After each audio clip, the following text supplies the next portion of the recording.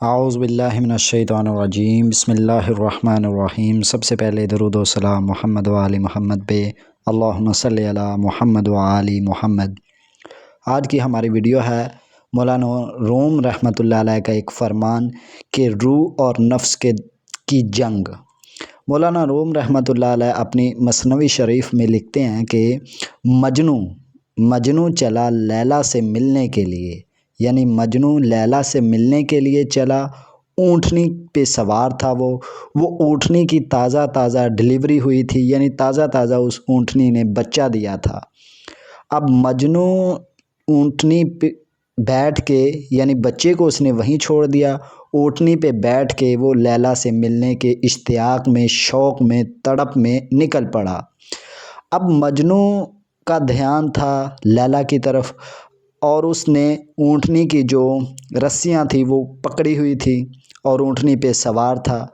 اب جیسے ہی مجنوں لیلا کے شوق میں، تڑپ میں، غنودگی کی کیفیت میں، استخراج کی کیفیت میں چلا جاتا، یعنی کہ یہ کہہ لیں کہ نیند کی کیفیت میں چلا جاتا۔ اب اونٹنی کا دھیان تھا اپنے بچے کی طرف، مجنوں کا دھیان تھا لیلا کی طرف۔ اب جیسے ہی مجنوں استخراج کی کیفیت میں جاتا، غنودگی کی کیفیت میں جاتا، لیلا کی محبت میں، اس کے ملنے کے شوق میں، تو اونٹنی کی جو رسی تھی وہ ڈھیلی ہو جاتی۔ اونٹنی کے ذہن میں اپنا بچہ تھا، کیونکہ ماں تو اپنے بچے سے بہت پیار کرتی ہے۔ اب اونٹنی جیسے ہی اس کی رسی ڈھیلی ہوتی، اونٹنی واپس مڑ کے اپنے بچے کی طرف آ جاتی۔ اب جیسے پھر مجنوں کو ہوش آتا، مجنوں پھر اونٹنی کو لیلا کی طرف لے کے چلتا۔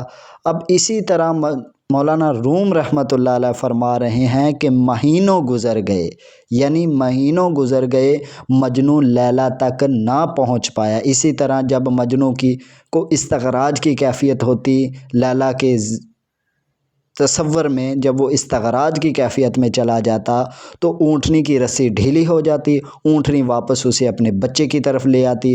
جب مجنوں کو ہوش آتا تو مجنوں واپس اونٹنی کو لیلا کی طرف موڑ دیتا۔ مولانا روم رحمۃ اللہ علیہ فرما رہے ہیں کہ اسی کیفیت میں مجنوں کو مہینے لگ گئے، وہ لیلا تک نہ پہنچ پایا، اسی صحرا میں پھرتا رہا۔ یعنی جب مجنوں کو ہوش آتی تو وہ لیلا کی طرف اونٹنی کو موڑ دیتا، جب مجنوں استخراج کی کیفیت میں جاتا، اونٹنی اپنے بچے کی طرف چلی جاتی۔ اسی طرح مولانا روم رحمۃ اللہ علیہ فرما رہے ہیں کہ انسان روح اور نفس کی کشمکش میں ہے، روح اور نفس کی جنگ میں انسان مبتلا ہے۔ جیسے ہی روح طاقتور ہوتی ہے، روح اپنی طاقت پکڑتی ہے، نفس پہ غالب ہوتی ہے، تو وہ انسان کو اپنے مالک حقیقی کی طرف کھینچتی ہے، کیونکہ روح نے ازل میں، عالم ازل میں اللہ تعالیٰ کا دیدار کیا ہوا ہے۔ اللہ تعالیٰ نے جب تمام ارواح کو پیدا کیا اور فرمایا کہ الست بربکم، کیا میں تمہارا رب نہیں ہوں، تو تمام ارواح نے کہا قالوا بلا۔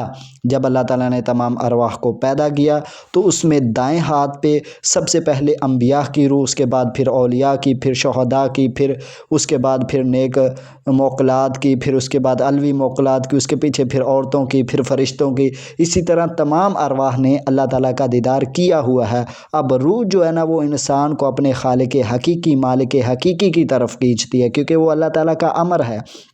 اور اسی طرح جو نفس ہے وہ انسان کو عالم ناسوت، جہاں پہ جو ہم رہ رہے ہیں، جو دنیا ہے، اس کو عالم ناسوت کہتے ہیں، کہ جو نفس ہے نا، جب نفس غالب ہوتا ہے روح کے اوپر، جب طاقت پکڑتا ہے تو وہ انسان کو دنیا کی طرف، عالم ناسوت کی طرف کھینچتا ہے، دنیا کی آرام و آرائش کی طرف، دنیا کے لذیذ کھانوں کی طرف، دنیا کی لذتوں کی طرف انسان کو کھینچتا ہے۔ اور جب روح طاقتور ہوتی ہے تو وہ انسان کو اپنے مالک کی طرف کھینچتی ہے۔ مولانا روم رحمۃ اللہ علیہ اس مثال سے ہمیں بتا رہے ہیں کہ نفس اور روح کی ہر پل، ہر قدم پہ جنگ جاری ہے۔ جب روح طاقت پکڑتی ہے تو وہ انسان کو اپنی منزل کی طرف، یعنی خالق اکبر کی طرف کھینچتی ہے، اور جب نفس طاقت پکڑتا ہے تو وہ انسان کو دنیا کی طرف، دنیا کی لذتوں کی طرف، دنیا کی خواہشات کی طرف، یعنی دنیا کی خواہشات اسے گھیر لیتی ہیں۔ تو فرماتے ہیں مولانا روم کہ اسی طرح انسان روح اور نفس کی کشمکش میں جکڑا ہوا ہے۔